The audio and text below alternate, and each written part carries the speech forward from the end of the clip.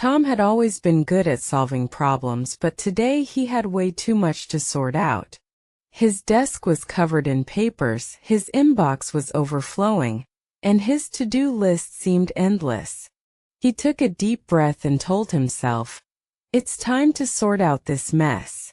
The first thing he needed to do was sort out his emails. He had over 100 unread messages, and he knew he had to sort them out before they piled up even more.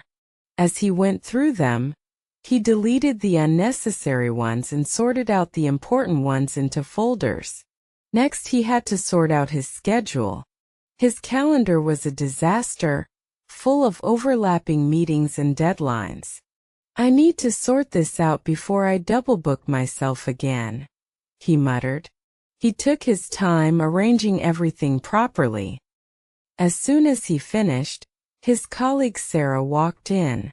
"Tom, we have a problem with the client report. Can you help sort it out?" Tom sighed but nodded. "Of course. Let's sort out the issue right now." They went through the report carefully, found the errors, and sorted them out one by one. "That should do it," Tom said, feeling relieved.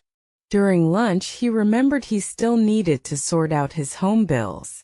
He had been putting it off for weeks. He grabbed his phone and started sorting out the payments while eating. "At least I'm getting things sorted out," he thought. Back at work, his manager called him in. "Tom, I need you to sort out the budget report before the meeting tomorrow. Can you handle it?" "No problem, I'll sort it out by the end of the day," Tom assured him. He spent the next few hours carefully sorting out the numbers, making sure everything was accurate. By the time he was done, he felt accomplished. "That's another thing sorted out," he said with a smile. Later that evening, he went home and saw his apartment in chaos. "I really need to sort this place out," he thought. He spent the next hour sorting out his clothes, books, and documents. By the end of the night, his apartment was finally organized. Before bed, he checked his messages. His friend Mark had texted, "Hey, we need to sort out our travel plans for the trip. Let's meet tomorrow." Tom smiled. One more thing to sort out, he thought.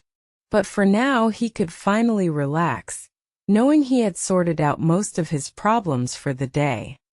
Want to learn English but don't know where to start? Join our English learning community. We explain difficult topics in simple terms. Practice speaking English without fear of mistakes.